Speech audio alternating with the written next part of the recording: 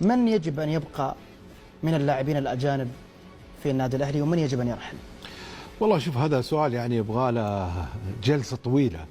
لكن لسه بدري تقصد يعني؟ يعني لسه بدري وبعد النهاية. لكن يعني لما إذا مسكت هذه الثلاث أسماء، إذا عندي إمكانيات أعتقد أنه فيرمينو ما قصر. شكرا، بغض النظر عن بطولة آسيوية، نبغى لاعب يعني موسم كامل.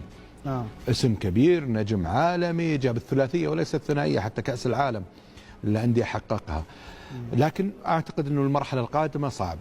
محرز في علامات، يعني اليوم هو الحلقة الأضعف في اللاعبين بكل أمانة، لكن في مباريات يعطيك ومباريات يختفي، يعني ما تعرف هو مزاجي هو. يعني أنا بالنسبة لي في علامات استفهام.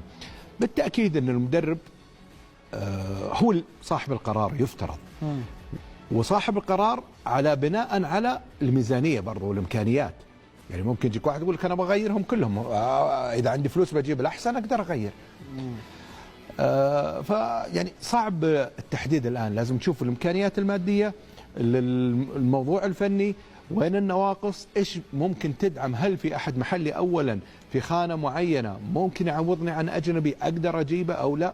يعني موضوع شامل شوي. أبو خالد.